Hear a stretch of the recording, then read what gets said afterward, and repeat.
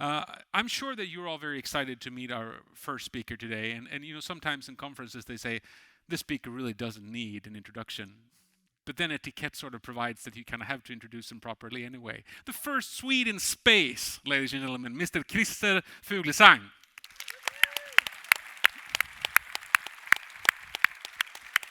Tack. Welcome to the stage. Thank you. Well, it's exciting. Internet of Things. Unfortunately, I don't know much about it, so I won't talk much about it either. I will talk what I know. I know about space and tell you about my journeys to space, and a little bit connected though, what I know for how it connects to the internet. My journey to space actually started where not the internet was born, but at least where the World Wide Web was born, one of the maybe main users of the internet. I was a researcher there in the end of the 80s and 1990, preparing for one of these huge experiments which is now ongoing, called Atlas. And I thought that was really fun. When one day a friend of mine said, "Hey Christer, I found a new job for you." I don't need a new job. Doing research in physics, what's more fun? Well, he said, they're looking for astronauts.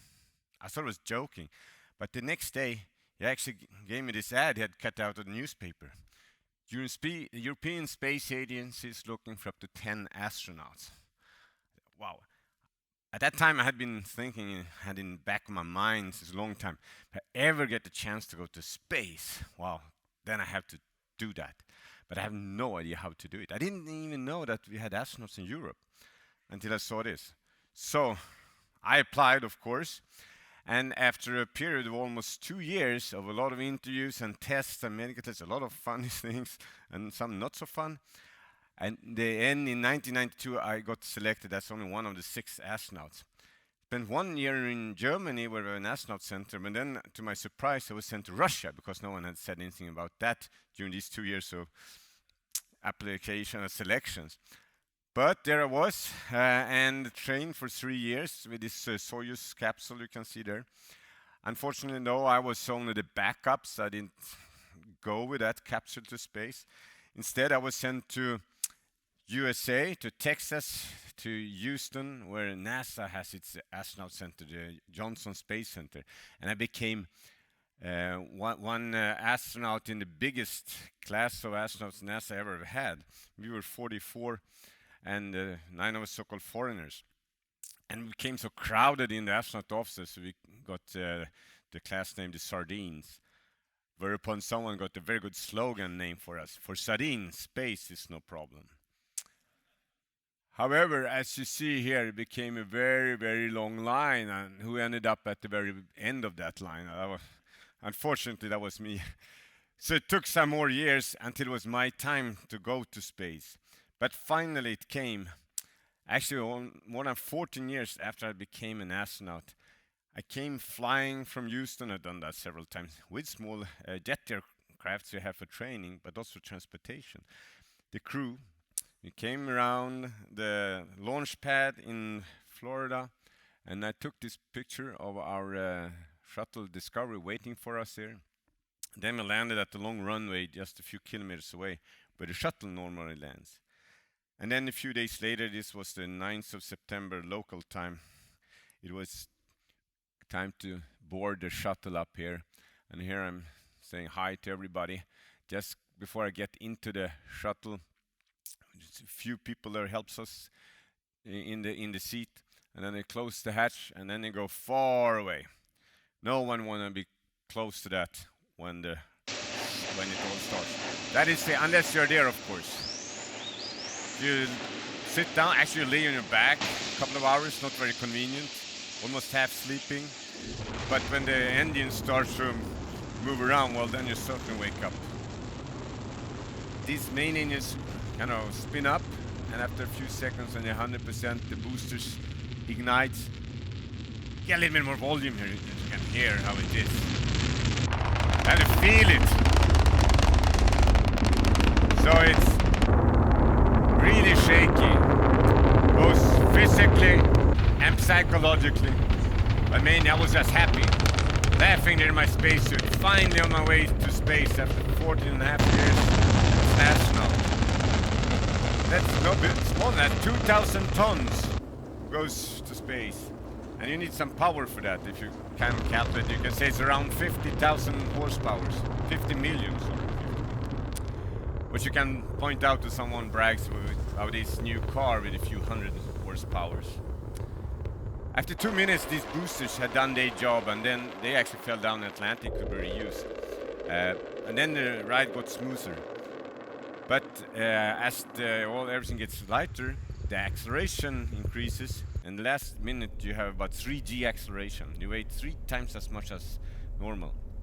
But then in split second, only 8.5 minutes after the launch, then you stop, you unbuckle, you float out, you're in space, and a new kind of life starts. 2 days after launch, we approached and docked the space station, which at the time were more or less exactly half built. And our main task was to continue building the space station, which we did here already during the day after docking during the first spacewalk. This part here we had with us in the shuttle and was brought out to the end of the space station at the time with the robotic arms, and then we put it in, secured it into place with this kind of battery-driven bolt drivers. The next day we were supposed to retract some solar arrays with commands from the inside. It's a big thing, 30 meters long, but it didn't want to fold. This became a problem, which in particular the ground control had to see how they could come up with a solution. And in the meantime, we continued doing what we had been training for and prepared during many years. Here you can see we have cameras with us outside, working outside the airlock. That's a Soyuz capsule which the crew there had. And of course, it's always nice to tell your friends what you're doing. Here a little connection to Kulturhuset in Stockholm. And I took the opportunity to do a little frisbee trick. However, they didn't want to acknowledge as a world record, so it was cheat doing it in weightlessness. Pity.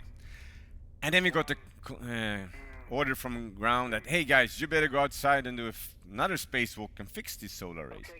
And that was an amazing challenge because we didn't know how to do it and hadn't trained for it. But with the help of the ground control you saw there, with all the smart ideas they had, finally we succeeded and we could happily leave the space station. And you can see the shuttle here is empty in the payload bay where we had brought with us this piece up to the station. We still though had a few things to do from the shuttle, a few experiments which was deployed into space. And after that we could come back, and when the shuttle came in for landing, it was actually as a glider. It didn't have any engines at that time to kind of try again, but our commander was a good pilot, so he did a perfect touchdown back there in Florida 13 days after we left. Well, that was a wonderful journey, of course. After all these years, getting into space, experience the weightlessness and the beautiful views, and possibly best of all, the spacewalks. And this beautiful picture was taken by our commander from the shuttle during the first spacewalk. And it actually ended up on a website, some travel website, and it was called the Travel Picture of the Year 2006. And the funny thing is there were some comments down there, and someone had commented, "Oh no, that's fake, obvious Photoshop job." But I like to say I was there, so I know it's true. And what you see here is New Zealand, the South Island and North Island. And we can also see that we were always very careful when we spacewalk. Actually, we say spacewalk, but you don't walk, you climb, use your hands. But if you let go, you can see we have safety tethers and things like that. Well, I did get another flight. My boss told me after my first flight, well done, you get another flight, but that's it for you. Because then we need to send other Europeans to space. And he kept his promise, and until this day, because now I left ESA. So. And here you see the photo of my second launch, which was exactly midnight. Down here is 28th of August 2009, and up here is 29th of August. And you see how we come up, and no, we're not crashing down. We are going into orbit. So you go up about 100 kilometers, even higher. Where there's no atmosphere left, so you can then acquire all the high speed you need, about 28,000 kilometers per hour. So you stay in orbit, you don't fall back. And that's what you see there, how we kind of follow the Earth, which is round, as you all know. 2 days later, we're now approaching the space station for the second time. And now it was almost completely assembled. And it looked like this, 4 big, beautiful solar arrays. And this is one of the most exciting moments during the whole flight, in addition to landing and launch. It's the docking. So down here you see the space station, and this is the shuttle approaching. This is the docking mechanism going to connect there. The commander there, he's flying manually, and it does not go too fast, not too slow. It has to aim perfectly. And all 7 on board on the shuttle here now is helping out somehow. And my task there is to make sure this docking mechanism work properly. I'm also focusing a camera, which he's looking at, is showing him what he's aiming for. Good closure.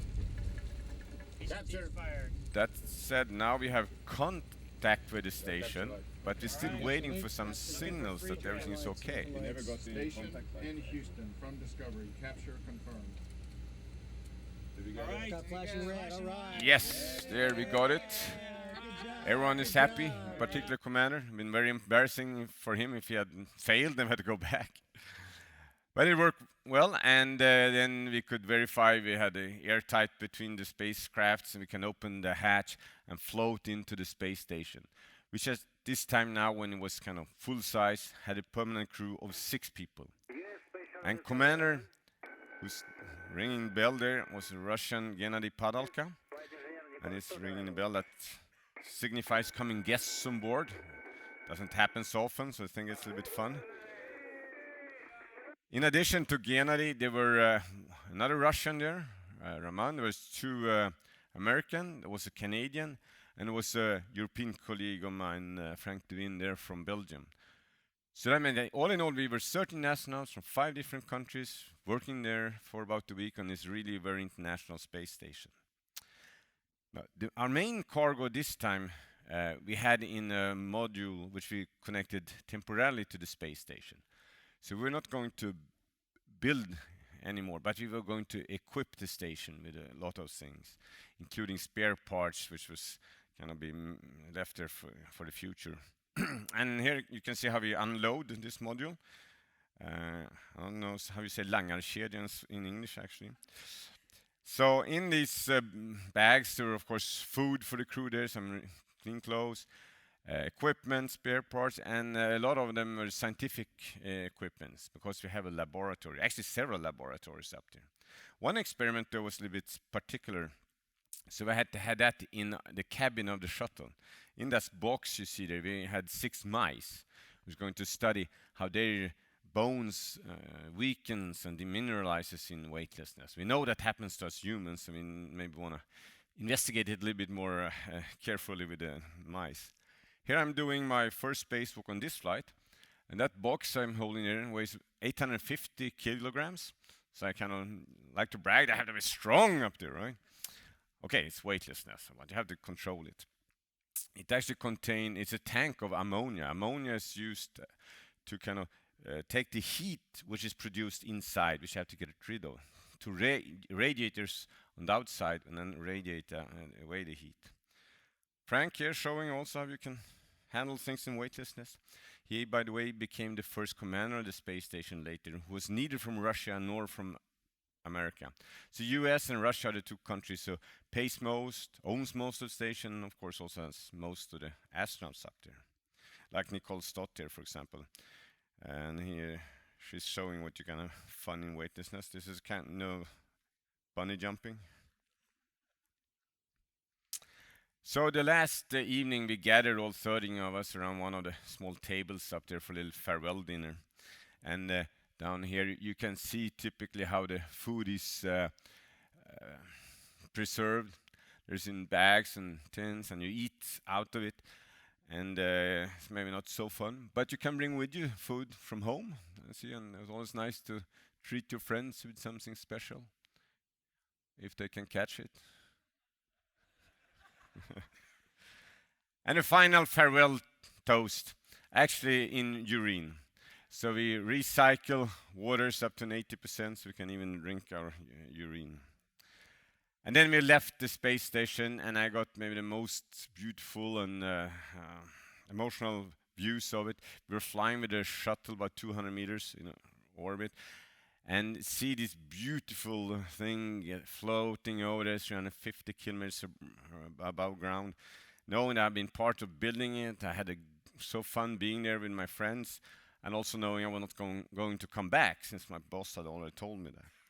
But it's really an amazing thing which has been put together up in orbit like a huge Lego.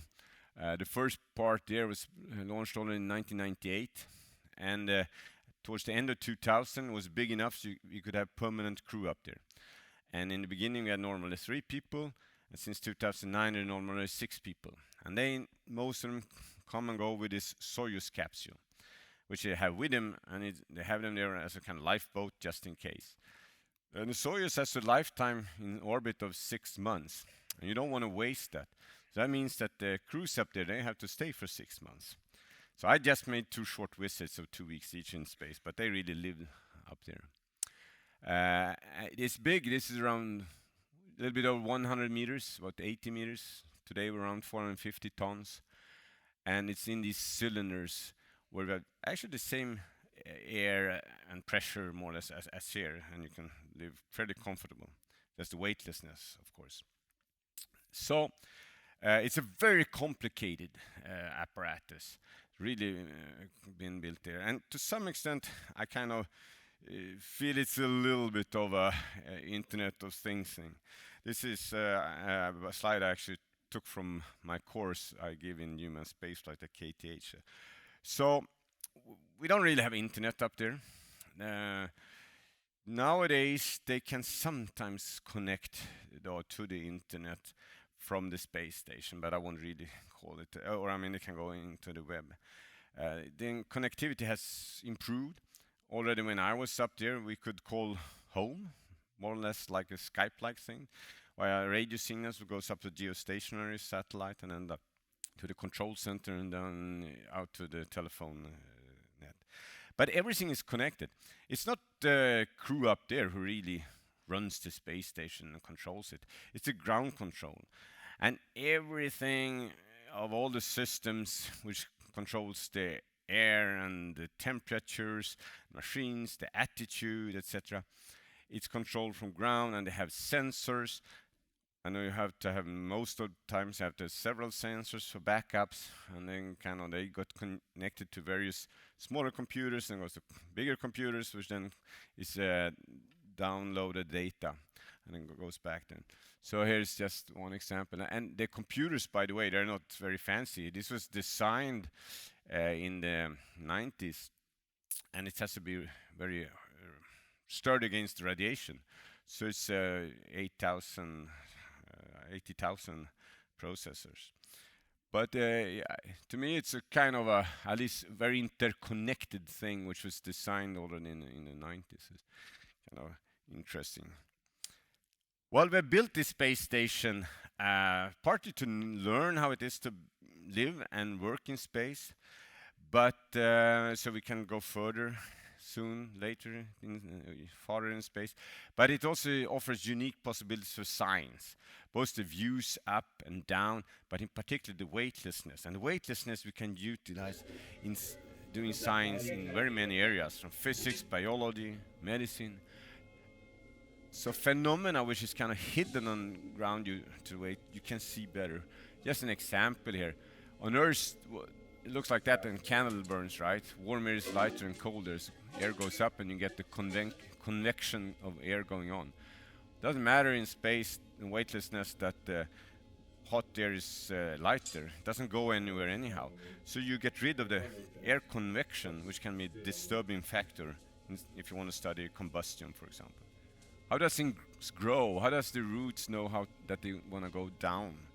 Well, what happens with roots when they're in weightlessness? They start to go in every direction. A couple of examples of new knowledge we can gain, which can help us on ground. And that also goes for us humans.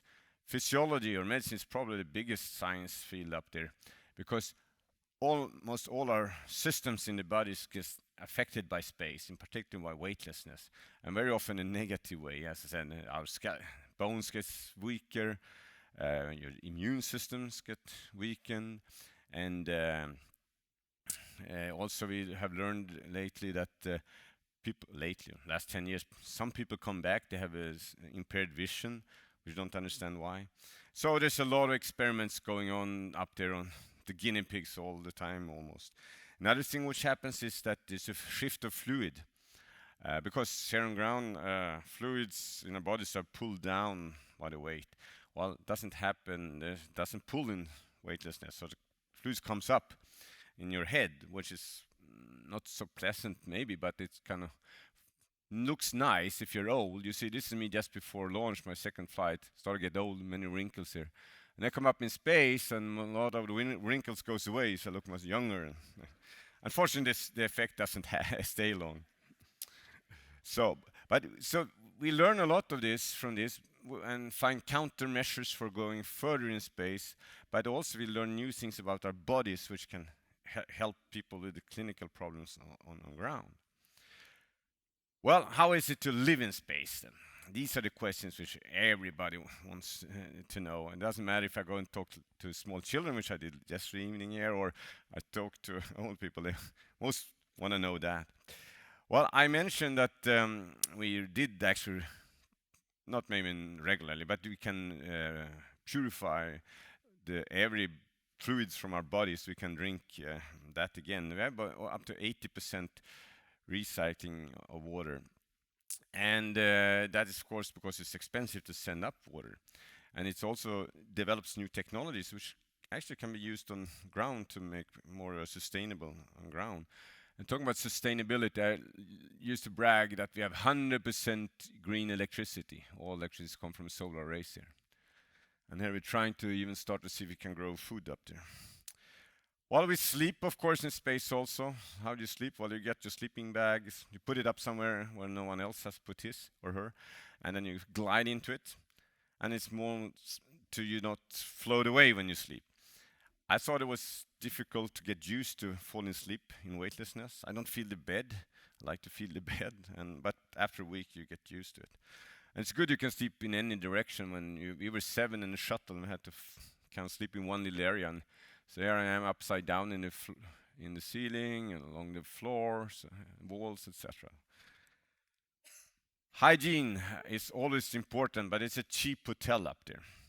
Okay, I didn't pay for it, to be honest, though. But still, there's no shower. Who would go to such a place? But it's very difficult to make a shower when the water doesn't fall down. So that's the prime reason. But of course, you have to clean yourself. So you can take a little towel like that. You can get some water on it, and then you use that to clean yourself. And you can spit out the toothpaste there and throw it away. Another thing is, if you're up for half a year, like Roman here, you only need to cut your hair, maybe. Then you have to think of that the hair doesn't fall, it will not fall down on the floor in weightlessness, so it will float out in the cabin.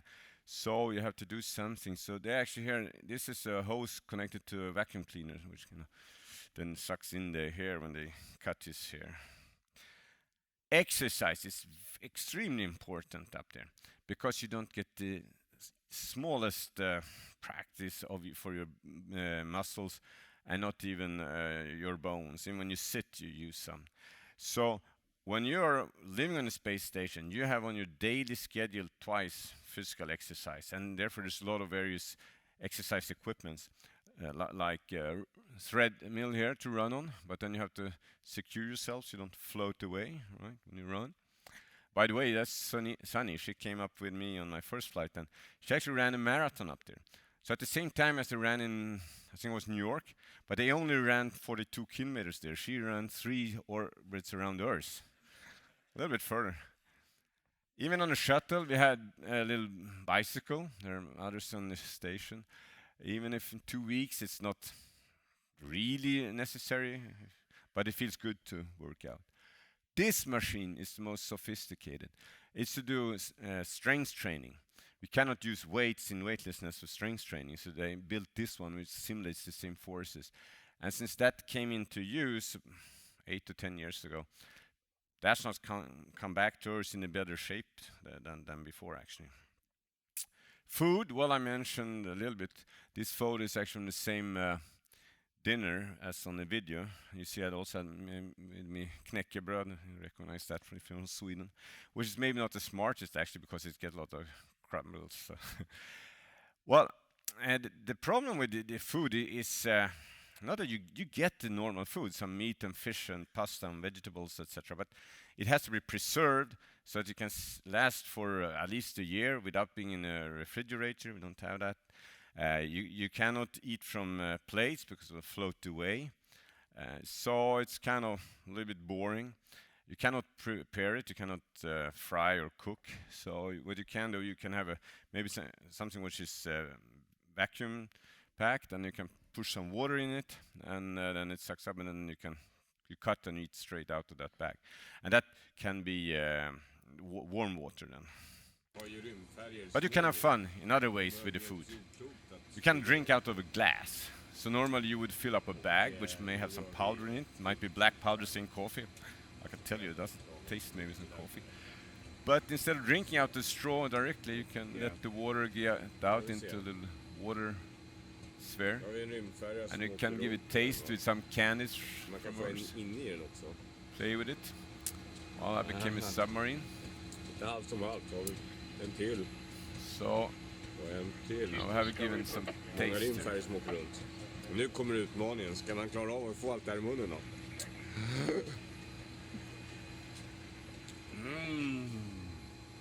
Finns bara ett sätt att stoppa dem. I munnen. Well, if you didn't understand English, the last thing I said was you can only put it one place, into your mouth. However, of course, everything which goes into our mouth has to come out of our body some way also. So how do we do that? Well, one thing we do is we do a lot of training. We prepare for everything. So I'm going to show you the trainer at the NASA for the toilet. Well, it's not called the toilet. It's called the waste collection system when it's come NASA lingo, to explain to you how it works. If you're going to do number one, as Americans said, or a small job, the Russians said, it's pretty easy. You take your own funnel out of the cupboard here, you lift this hose, you put the funnel on the hose, and it starts automatically pumping there. It sucks in, like a vacuum cleaner. That works very easy. It's much more complicated if you're going to do number two, big work. You have to sit down here, and to not float away in weightlessness, you put these over your leg, so you stay in place. Then it's a small little hole there, which you must not forget to open it with this handle, and start a hose there, a pump also, not a hose, a pump, which is going to try to suck down. Sucking power is not always so strong. Toilet sucks, I don't want to say. And then some training engineers got a little bit worried. Look, that's a very small hole there. You don't even see it on this photo. And maybe weightlessness, you don't feel how you're sitting. So they decided to build training module number 2. So here down there is actually a video camera and a video screen. So yeah.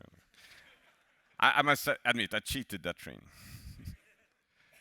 Well, now you know everything important you need to know if you want to go to space. And I assume everyone goes to space, right? Well, maybe not everyone, but quite a few people. And there are more and more entrepreneurs realizing this. So there's several now building more or less on a private basis spaceships. Two of the most famous are probably Elon Musk with SpaceX and Richard Branson with Virgin Galactic. And he's going to send tourists with this little thing, which is I call as rymdskutt, up just over 100 kilometers, and you experience weightlessness for a few minutes. Whereas Elon Musk is building a rocket and already has cargo he's shipping to the space station, which is paid by NASA pays him, kind of space FedEx, and now he's equipping that so he can soon take humans. Another famous guy is doing a similar thing now is Jeff Bezos with the Blue Origin, and there are others. So it's a lot happening, and it's development. So this is the rocket which Elon Musk has developed, Falcon 9, where now the first stage can actually come back and land vertically on well, in this case, on a barge in Atlantic, and can be reused soon again. This way you save money and you practice for going to Mars. You want to go to Mars. Space hotels, I'm telling you, it's coming. And this was a design of my students in my course last year. It was their project work.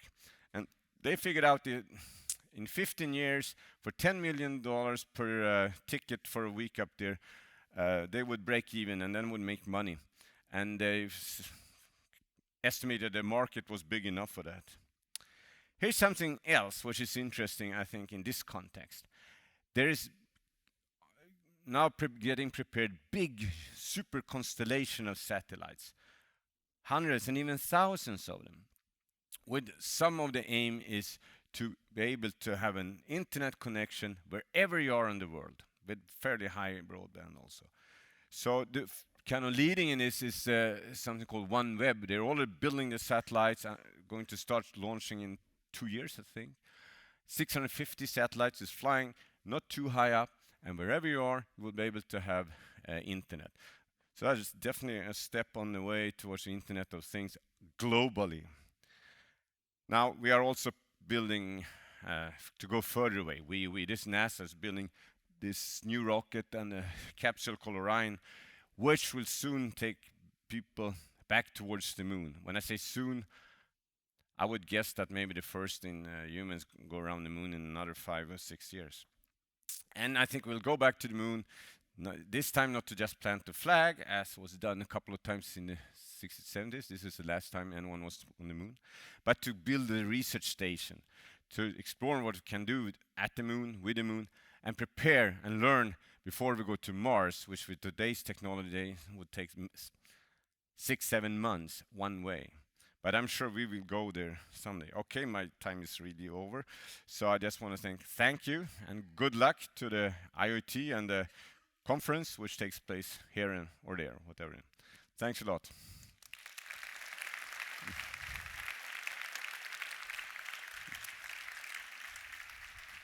All right. How about you have a seat in the comfortable chair here on the right, in the middle? There Thank you you. are. And I'll take this one. It kind of looks comfortable too. Now we're going to hear from the panel, of course, right away. But let me just start off by simple question. As an everyday internet user, what are you like? I mean, you're such a high-tech guy. You've seen all these things. You've been in space. Are you appreciative of new technology, or do you get annoyed when an app doesn't work? Or what kind of tech guy are you? Well, I like new technologies, and I do get annoyed when it doesn't work, when I don't immediately understand how it works, or it doesn't work the way it's supposed to do. I'm not the one who jumps and on everything first. I'm more a physicist trying to understand than the one who jumps on the first thing and buys it and tries it. Okay, so we won't see you bringing a sleeping bag to the Apple store at midnight to get the new phone. That's not you. No. Oh, okay. So let's hear from the panel. What are some of your thoughts on listening to Krista? Anna? No, yeah, I was just thinking when I was a little girl, everyone thought that you would go to space like you go to Mallorca when I'm like 20 years from now. So how come it takes so long and it's so slow? And it is more difficult and more expensive than people thought that when we were kids. Yeah.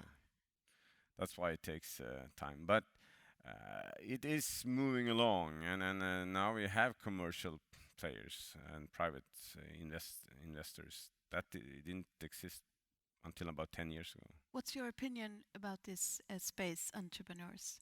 You think it's a good thing, or? Oh, absolutely. Yeah. I mean, it's a necessity if we're going to evolve and really go into space in larger numbers. You cannot just pay that by tax money. And so can I have one Go ahead, more? yeah. Were you ever scared? No, I wasn't really scared. I mean, the most nervous I was probably just before this first spacewalk, but not so much that I might die or something like that. But now I was going to perform. This was up to me now. I trained a lot. I'm working myself out there. Well, we were two, but you don't want to, do mistakes, which still you did. and it's completely new environment. Okay, we trained a lot for it, but never done that first before, going really outside. So that was Wow, period. cool. Yeah, anyone else? Go ahead. First, I want to say thank you for taking us to space today.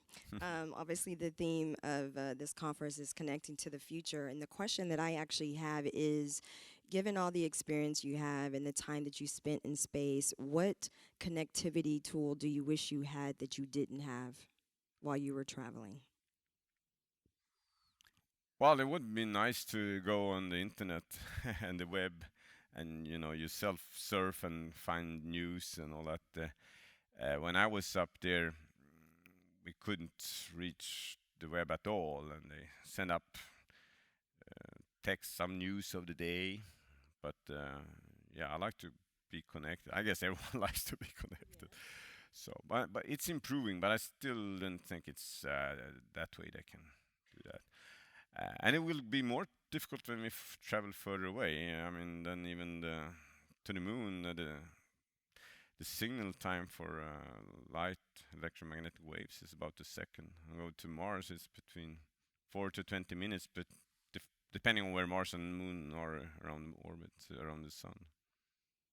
So what insights would you give basically organizations or founders actually that are trying to basically develop connectivity tools or Internet of Things tools for the future? Because I think your insight is very valuable, because you obviously have spent time in an area or of space actually that most of us haven't. And so I think your insights would be very valuable in terms of what should be included or how they should go about constructing some of these Internet of Things devices in the future. And you also said that you're not an early adopter of things. So what would it take for you to adopt some of these things?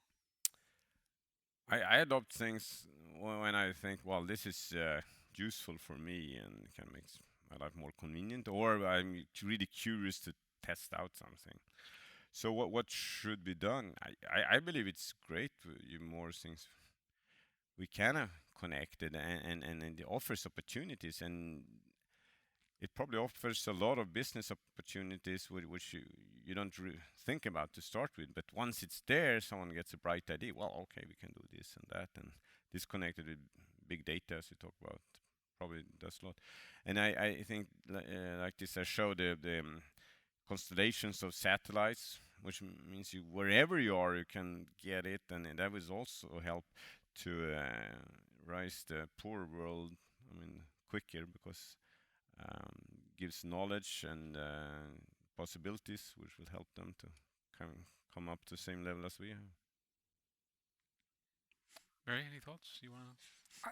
I've got a super quick question, which is, you mentioned some of the work you do after you got back from space, and I know you work with schools, and my daughter and her dad has got to ask you a question, and so I'm just going to ask you the question that she asked you. She said, what does it sound like in space? The sound? Well, so outside in space, in the vacuum, there's no sound.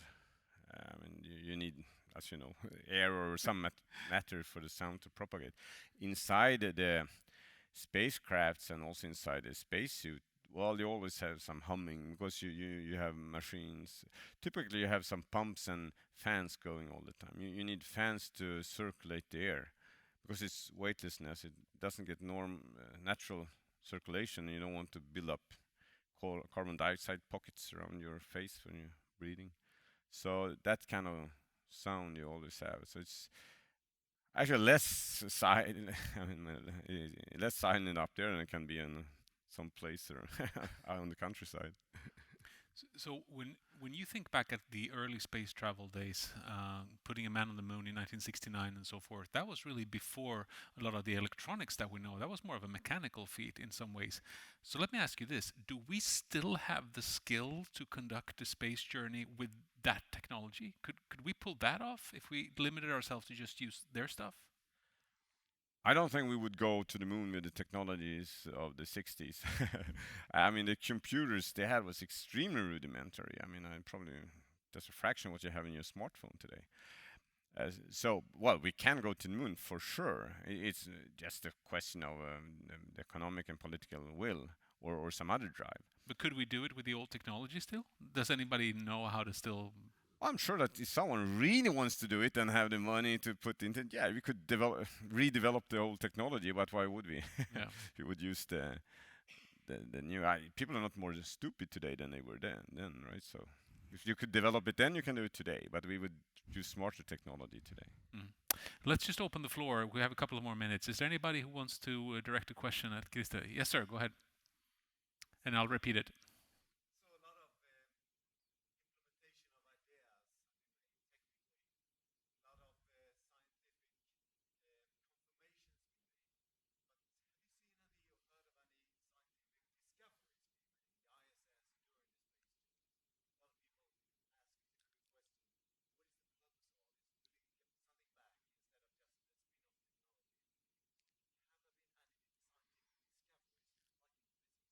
So the question is, has there been any clear scientific discoveries coming from the space travel that we've done? Any purely scientific progress rather than just spin-off technology? So I would say no extremely big, which you can expect to get a Nobel Prize or something like that. But there are many smaller steps. So we getting more understanding of how fluid behaves because we can study it, and we have learned more about how material, for example, nuclei, and that can have helped to production methods on Earth. You can produce, in one case, lighter alloys for aircraft engines. When it comes to pure physics, I feel that the biggest experiment on the International Space Station is actually studying particles from space, an astroparticle physics experiment, and they have made some very interesting discoveries results. Now, if they manage to discover what we call the dark matter, some kind of smoking gun for that, that could be a Nobel Prize. But it doesn't really seem that they're lucky enough to find that. All right.